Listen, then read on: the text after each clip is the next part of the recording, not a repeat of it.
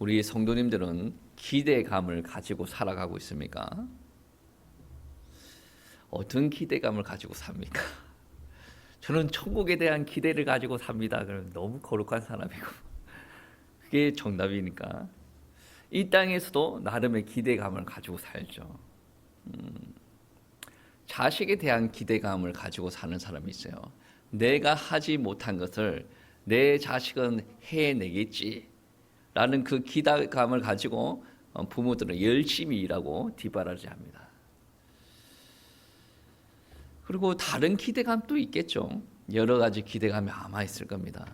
기대감이 사람을 움직입니다. 한 심리학자가 어떻게 이야기하냐면 인간에게 가장 중요한 것은 미래에 대한 기대이다.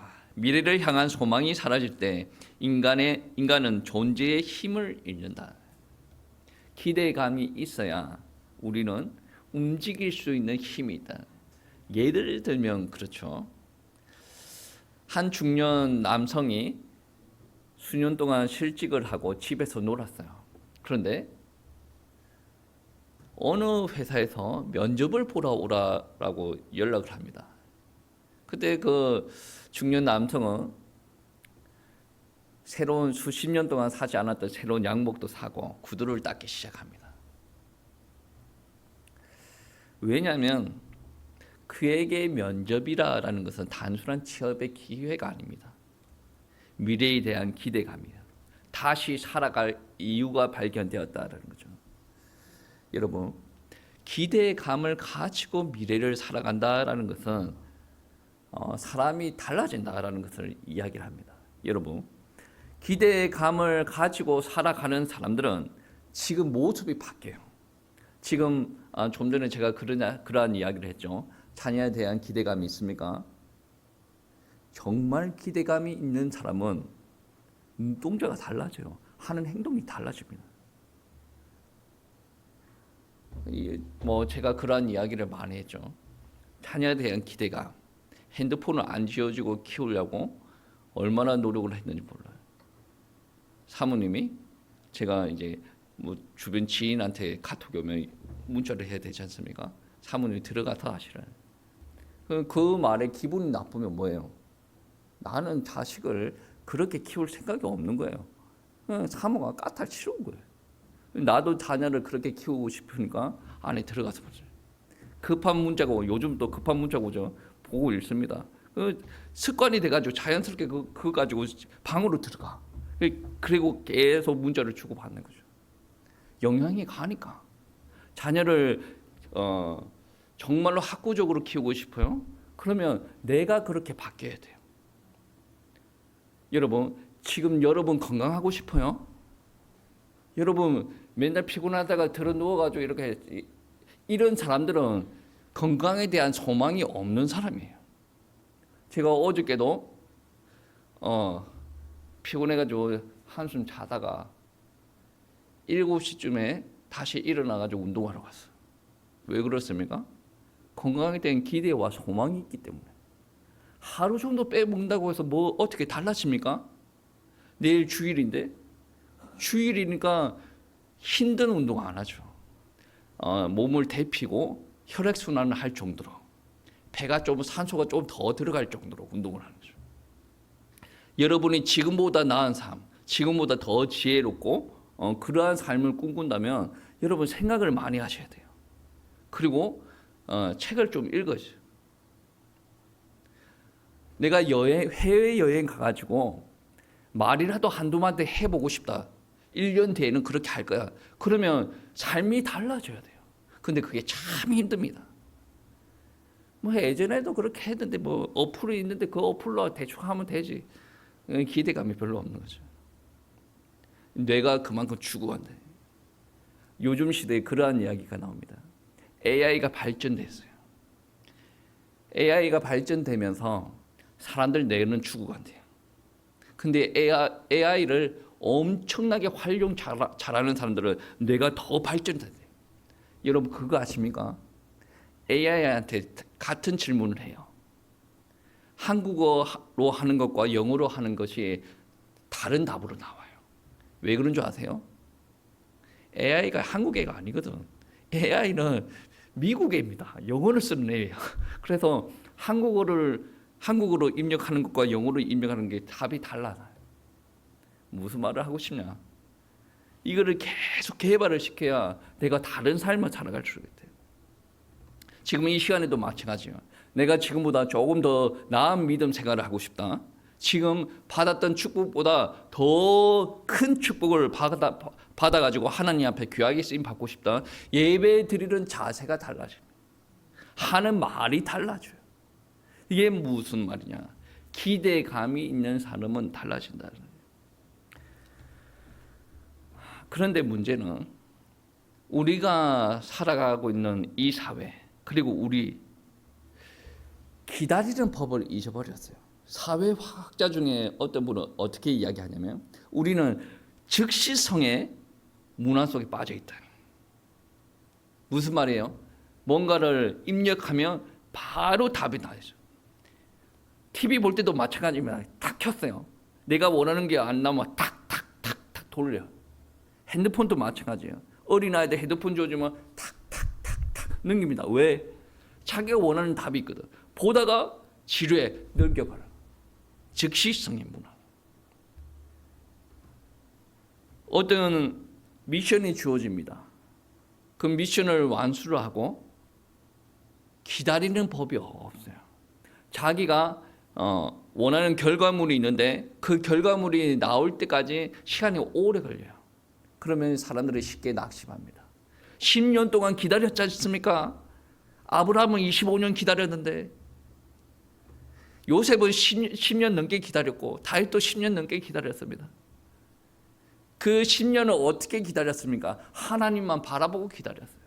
근데 우리는 내 삶 살고 하나님 좀 만났다가 또 내 삶 살고 10년으로 되겠습니까? 그걸로 내 기준으로 바라보고지 않습니까? 여러분, 우리는 정말로 기다림의 이게 모습이 너무나도 작습니다. 그래서 깊이 있는 기도가 안 돼요. 5분 기도하면 딱 일어나야 돼. 얼마나 기다림이 적어요. 그러면서 세상적으로 놀 때는 자유롭게 낚시하러 간다. 몇 시간을 그렇게 하면, 준비할 때도 몇 시간 하고 낚시할 때도 몇 시간 하고 집에 와서 정리하는데 몇 시간 정리하는. 애들 게임방 가요. 갈 때부터 설레. 가지고 게임방에 3시간 하고 오라 그러면 아이들 삐져요. 그 시간 몇 시간 투자하는 거는 아깝잖아. 근데 하나님 앞에 10분 기도하는 게 이게 되지 않는 거예요. 왜냐? 하나님 앞에 예배 드릴 때에 나름의 호르몬, 요즘은 도파민이라고 그러죠. 그 호르몬이 나오지 않는 거죠. 따분하고 재미가 없고. 근데 한번 경험해보면 정말 게임 끝인데 경험하지 못하니까 문제죠. 하나님의 은혜를 한번 경험을 해봐야 되는데. 근데 여러분, 흥미로운 사실은 뭐냐면 이사야 시대에 있는 사람들 또한 기다림을 잊어버렸어요. 이사야 사람들은 오랜 불순종, 그리고 정치적인 혼란, 그 외세의 위협으로부터 이제 흔들리고 있어요. 하나님을 신뢰하고 나갔지만 지금은 신뢰하지 않습니다. 남유다 백성들은 우리와 같이 하나님의 전에서 동일하게 예배를 드리고 있습니다. 그런데 믿음으로 드리는 예배냐? 그건 아니었다. 예배는 드리고 있는데 마음은 하나님에서 떠나버렸다. 정치적인 상황은 외교적인 관계는 어떻습니까? 남유대, 북쪽에 누가 있습니까? 북이스라엘. 그리고 북이스라엘이 아람과 연합을 하여서 남유다를 계속 압박을 하는 거죠. 그리고 아수르라는 대제국이 점점 더 세력을 확장하고 있어요. 그 세력이 이스라엘까지 미치고 있다는 거죠. 역사적으로 이런 일이 있었습니다. 아람 왕 느신과 북이스라엘 왕 베가가 힘을 합쳐요. 그리고 남유다를 공격하러 내려옵니다. 그때 왕이 누구냐면 아하스였어요. 아하스 왕이 하나님 앞에 무릎을 꿇고 기도를 하고 믿음을 선택했어야 되는데 정치적으로 선택합니다. 르신과 베가가 연합하여서 나를 공격하러 오네. 그러면 더 강한 아수르를 청해야 되겠다. 그래서 아하스 왕은 아수르에게 북이스라엘과 아람의 연합군을 처치해 달라고 부탁을 하는 거죠. 그 일이 있고 나서 아수르의 검은 그림자가 이스라엘 땅을 벗어나지 않습니다. 계속 영향을 주고 있어요. 그 아수르가 결국은 북이스라엘을 멸망을 시켜요. 그 아수르와 누굽니까? 아수르 왕 누구죠? 이름이 까먹었다. 아 맞아, 아수르 왕 사네립. 사네립일 때는 남유다를 침공해서 성을 다 깨웠답니다. 한번 잘못된 선택이 자꾸 그러한 일들이 온다는 거죠. 모든 것이 무너진 시대처럼 보입니다. 정치적으로 왕도 그렇고 우리가 예배를 드리고 있어요. 근데 예배를 드리고 있는데 가장 큰 문제는 뭐냐면 예배를 드리고 있는데 하나님의 말씀이 들리지 않는 거예요. 예배를 드리는데 그 말씀이 내 삶의 현장과 전혀 관계가 없는 말이에요. 너무나도 괴롭죠. 차라리 하나님을 안 믿는 사람들은 나을 것 같아요. 여러분 이때 기도해야 됩니다. 이사야 시대도 마찬가지입니다. 정말로 나라가 망해가고 있습니다. 예배가 되지 않고 있습니다. 죄를 범하고 있어요. 그때 하나님께서 이사야를 통해서 어떤 말씀을 주시냐면 이사야 9장 말씀에 보시면 어둠에 행하던 백성이 큰 빛을 보게 될 것이다 라고 예언하십니다. 그리고 이사야 12장 말씀, 오늘 말씀이죠. 보라 하나님은 나의 구원이시라. 그랑 나랑 우리랑 무슨 상관입니까? 깊이 묵상하는 일들이 있어야 돼요. 하나님의 구원이시다. 그리고 이사야 7장 말씀해 보시면 임마누엘, 하나님이 우리와 함께 하신다. 1장부터 12장 말씀은 임마누엘을 강조합니다. 특히 오늘 본문 말씀도 임마누엘을 강조합니다. 절망의 시대임에도 불구하고 하나님께서 여전히 우리와 함께 하신다. 하나님께서 다시 우리에게 올 것이다. 저주의 끝자락에서 하나님께서 새 노래를 주신다라는 말씀입니다. 그리고 9장 말씀에 한 아기가 나셨다라고 이야기합니다. 이러한 이사야의 말씀은 성탄을 기다리는 우리에게 반전을 제공합니다. 여러분 한번 보세요. 1년 동안 여러분 같이 다 살았어요. 지칠만도 하죠. 신년은 기대감에 부풀어서 삽니다. 술 담배 하는 사람들은 꼭 그때도 계획을 세우죠. 왜? 기대감이 있기 때문에 끊어야지. 여러분 마찬가지죠. 신년은 어땠습니까? 열심히 해야지. 근데 열심히 하다가 하나님으로부터 공급 못 받으니까 이제 7, 8월 넘어가면 꺾여가지고 이제 골골골 이렇게 겨우 신앙생활을. 그래서 성탄을 기다리는 기대감이 있어야 됩니다. 가장 어두운 밤과 같은 그 시기에 가장 밝은 빛을 우리에게 부어주신다. 그 신앙의 계절이 성탄을 기다리는 우리의 모습이 되어야 된다는 거죠. 여러분 깨십시오. 눈을 감는 사람은 여러분 앞에 밝은 미래가 없어요. 떠세요. 밝은 미래가 없다니까 왜 자꾸 감습니까? 밝은 미래가 있으려면 떠야지. 그래야 기대감이 있지. 기대감이 없으니까 감는 거지. 여러분 보세요. 오늘 말씀은 하나님은 나의 구원이시다라는 거죠. 많은 사람은 하나님은 나의 구원이시다라고 이야기를 하면 어떻게 반응하냐면 나의 문제를 해결해 주실 것입니다 라는 것이 1차적인 반응이에요. 너무 육신적이죠. 하나님은 나의 구원이시다라는 말은 많은 목사님이 그러한 이야기를 합니다. 예배 회복하세요. 근데 목사님들이 하는 말이 정답이에요. 근데 그 말을 이해를 못하죠. 왜 이해를 못합니까? 육신적인 거니까. 오늘 본문에서 하나님은 나의 구원이시다라는 말은 나의 문제를 해결해 주실 겁니다. 그게 1차적인 것이 아니라 정말로 1차적인 나의 구원이시다라는 말은 문제 해결이 아니고 관계 회복에 있습니다. 여러분 예배 드릴 때 은혜가 되지 않지 않습니까? 관계 회복이 되지 않은 사람이에요. 정말로 우리의 문제가 해결되려면 예배 드릴 때에 말씀이 들려야 돼요.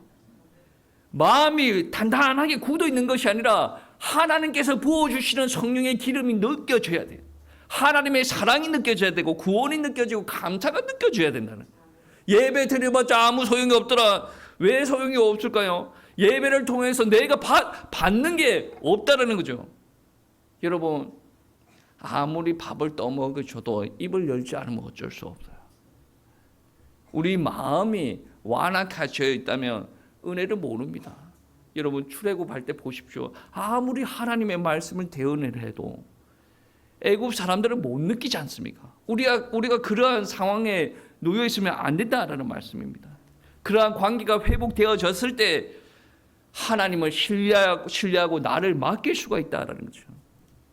여러분 2절 말씀해 보시면 주 여호와는 나의 힘이시며 나의 노래시며 나의 구원이십니다 라는 말은 모세가 출애굽할 때 출애굽기 15장에 했던 말을 그대로 인용을 하고 있더라고요. 그러니까 이사야가 하는 말은 새로운 출애굽을 꿈꾸고 있는 거예요. 포로 시대에 해방되었듯이 지금도 그러한 것을 기대하고 있다. 여러분 우리가 정말로 예배 드려도 우리에게 변화가 없지 않습니까? 죄 가운데 빠져 있어서 그래요. 육신 가운데 빠져 있어서 그래요.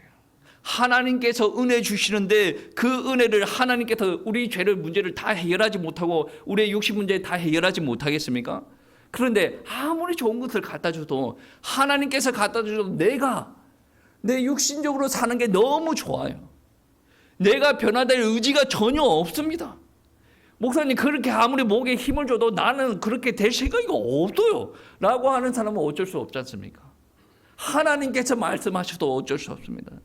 여러분 절망의 굴레 속에서 벗어날 수 있는 것은 여러분에게 돈이 더 생기고 여러분의 건강이 회복되고 그게 아닙니다. 내 마음이 먼저 주는 게로 향해야 됩니다. 말구유에 오신 그 예수님을 바라봐야 돼요. 그리고 새로운 노래가 회복되어야 된다는 거죠. 3절 말씀에 보십시오. 3절 말씀 우리 다 같이 합독하시겠습니다. 3절 말씀 보십시오.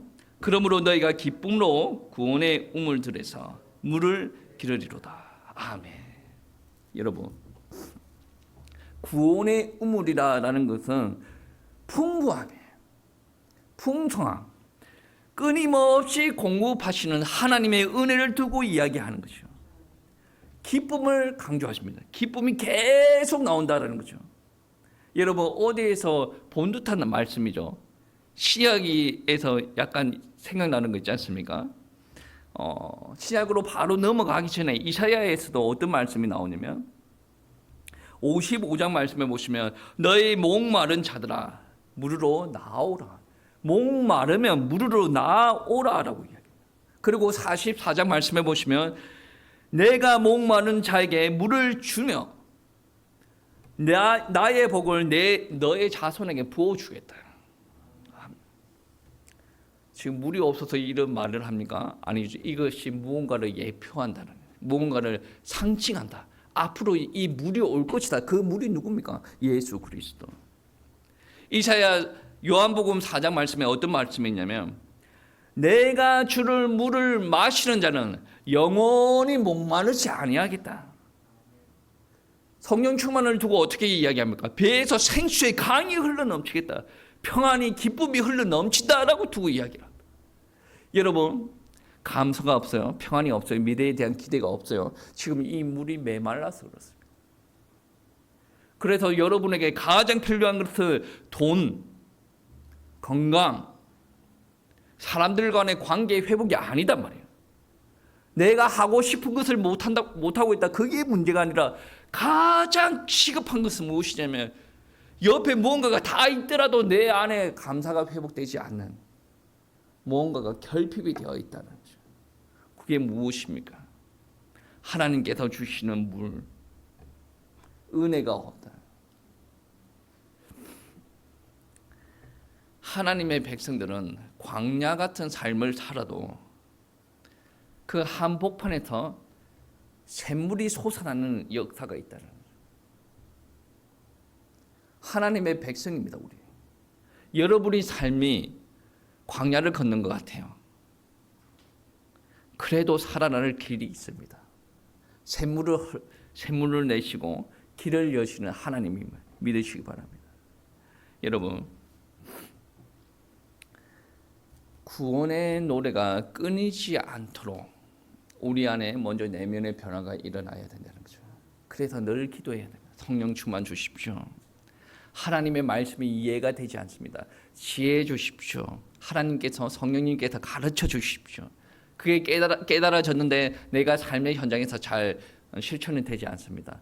능력이 하나님께서 함께하여 주시옵소서. 나의 과거의 체질, 습관 때문에 하나님의 말씀대로 살 수가 없어요. 악한 영들이 계속 공격을 합니다. 나는 내 체질을 벗어날 수가 없어요. 예수 그리스도의 피로 나의 심령을 덮으시고 나의 상황을 예수 그리스도의 피로 덮으셔서 정말로 악한 것은 떠나가고 거룩한 성막이 쳐질 수 있도록 이런 기도를 하셔야 됩니다. 여러분, 오늘 말씀 4절 6절 말씀 한번 보시죠. 4절부터 6절 말씀. 4절부터 6절 말씀 한번 보시겠습니다. 그날에 너희가 또 말하기를 여호와께 감사하라. 그의 이름을 부르며 그의 행하심을 만국 중에 선포하며 그의 이름이 높다 하라. 여호와를 찬송할 것은 극히 아름다운 일을 하셨음이니 이를 온 땅에 알게 할지어다. 시온의 주민들아 소리 높여 부르라. 이스라엘의 거룩하신 이가 너희 중에서 크심이니라 할 것이니라. 아멘. 여호와를 찬송하라 그러죠. 왜 찬송해야 됩니까? 그분이 아름다운 일을 하셨다. 감사하라. 그의 행하심을 만국 중에 선포하라라고 이야기를 합니다. 그리고 주의 소리를 높여 부르라라고. 그분이 크시기 때문에 그렇게 불러야 된다. 여러분, 그저 행위만 강조하고 이렇게 하라라고 한다면 안 되겠죠. 물이 바다 덮은 같이라는 찬송을 알지 않습니까? 그 찬송이 어디에서 나왔습니까? 이사야서에도 똑같이 있습니다. 물이 바다 덮은 같이 여호와를 아는 지식이 세상에 충만하다. 우리에게 자꾸 갈등이 일어나는 이유가 뭡니까? 하나님을 알긴 아는데 어중간하게 알아요. 차라리 물이 바다 덮은 같이 우리의 심령에 그것들이 다 충만하게 되면 여호와를 선포하게 돼 있고 여호와를 감사하게 돼 있고 구원하심을 바라보게 돼 있다는 거죠. 여러분, 우리는 성탄을 기다리는 대림절에 있습니다. 이 대림절은 기도의 계절입니다. 그리고 선포의 계절이고 증언의 계절이에요. 기도하셔야 된다는 거죠. 선포하셔야 된다는 거죠. 그리고 여러분이 경험했던 것을 증언하셔야 된다는 거죠. 여러분이 증인이기 때문에. 예수님께서 오신다라는 것은 단순한 위로가 아닙니다. 그분께서 통치하신다는 거죠. 초림은 이미 이루어졌어요. 우리에게 오셨습니까? 안 오셨습니까? 성령으로 내주하셨습니다. 오셨어요. 그분이 통치하신다는 거죠. 근데 통치하시는데 여러분은 여러분대로 생각대로 생활을 하고 있습니다. 그 말은 무슨 말이에요? 여러분의 고집이 대단하시다라는 거죠. 고래 심줄보다 강력하다는 거죠. 이미 임재하신 그분을 근심시키면서 성령 충만한 행동하지 않으면서 그것을 놓고 사모하고 기도하지도 않고 있다. 그러니 얼마나 편합니까? 성령께서 하시는 말씀이 나에게 그렇게 부담감이 되지 않습니다. 내가 하고 싶은 대로 다 하고 돌아다녀요. 여러분, 정말로 하나님의 사람은 성령께서 하시는 작은 소리라도 부담감으로 와닿아요. 그 부담감이 있는 사람이 삶이 바뀌고 소망을 가지고 산다. 침례 요한은 광야에서 주의 길을 준비하라라고 이야기해요. 초림 때에 있었던 이야기죠. 우리는 재림의 주님을 준비하고 예비해야 돼요. 그러면 그 예비하는 모습들은 어떻게 해야 됩니까? 오늘 말씀 물론 초림의 이야기인데 재림의 이야기도 됩니다. 구원하시는 하나님을 다시 바라보라는. 우리는 순간순간 실수하는 경우가 있어요. 문제가 터져요. 어디로 바라봅니까? 문제를 계속 바라봐요. 이 이사야 시대에도 마찬가지입니다. 나라가 어려워요. 외세가 지금 이게 우리를 공격하려고 듭니다. 어려워. 그 문제에 집중하는 거예요. 그런데 오늘 성경 말씀은 구원하시는 하나님을 바라보라라는 거죠. 이거 어마어마한 믿음입니다. 물이 바다 덮은 같이 그 은혜가 내 안에 가득 차야, 하나님을 아는 지식이 가득 차야 가능한 것이죠. 하나님은 나의 구원이십니다. 그러면 하나님만 바라보게 돼 있어요. 여러분 주변의 상황도 한번 보세요. 주변에서 누군가 나를 도와줘요. 그 사람만이 나의 문제를 해결해 줄 수 있다. 그러면 계속 그 사람만 찾아가요. 내가 어디 상담할 사람이 필요합니다. 근데 옆에 있는 그 사람은 나의 말을 잘 들어줘. 그 사람만 찾아가는 거죠. 왜? 실제적으로 느꼈으니까. 옆에 있는 그 사람에게 내가 상담했을 때 나의 마음이 조금 위로받는 것을 느꼈으니까. 그런데 하나님을 왜 못 찾습니까? 아직도 하나님을 잘 알지 못하고 있다. 여러분 바라보려면 눈을 떠야 되겠죠? 눈을 떠세요. 제발. 히터를 끄시든지. 여러분은 추운지 모르겠지만 저는 땀이 나요 지금. 눈을 뜨세요. 바라보세요. 구원의 하나님을 바라보세요. 이거를 듣는데 이렇게 안 되는 사람들은 뭡니까? 아직까지 연약한 믿음이라는 거죠. 성령 충만 달라고 기도하세요. 하나님을 볼 수 있는 은혜 달라고 기도하시기 바랍니다. 그리고 구원의 샘물을 길어 올려라 라고 표현합니다. 오늘 말씀에 우리는 길어 올릴 수가 있다라고 이야기하죠. 왜? 하나님의 은혜는 메마르지 않으니까. 여러분이 길어 올려야 돼요. 은혜의 물가로 왔어요. 은혜의 우물가에 왔어요. 되겠지? 아니요. 길어 올려야 돼요. 은혜의 자리에 나왔습니다. 예배 자리에 나왔으니까 되겠지? 아닙니다. 길어 올려야 돼요. 하나님께서 다 하시는 거 아닙니까? 다 하시죠. 여러분도 노력하셔야 됩니다. 여러분 기도하셔야죠. 말씀 묵상하셔야죠. 경건생활 하셔야죠. 내가 하고 싶은 게 많아도 그런 부분을 조금 내려놓고 하나님께서 원하시는 일을 하셔야죠. 길어 올리는 일들이 필요하단 말이에요. 그리고 구원의 노래를 선포하셔야 됩니다. 구원의 하나님께서 다시 우리를 구원하시려고 할 때 구원의 노래가 들릴 거예요. 그것을 기대하면서 우리는 이미 구원받았음을 인정을 하고 구원의 노래를 우리 입에서 들리도록 계속 노래를 하셔야 된다. 여러분 세상 노래 재밌는 거 많지 않습니까? 그것보다 하나님의 은혜를 받으면 구원의 노래를 선포하게 되다. 내 마음에 하나님의 은혜가 하나님을 아는 지식이 충만케 되어지면 물이 바다 덮음 같이 내 심령에 그러한 지식들이 충만하게 되어지면 안 될 수가 없어요. 구원의 은혜가 차고 넘치면 내 아구까지 차고 넘치면 그 말이 나올 수밖에 없다라는 말씀이에요. 여러분 오늘 말씀에 보시면 하라라는 게 맞죠. 기다리는 사람들은 해야 돼요.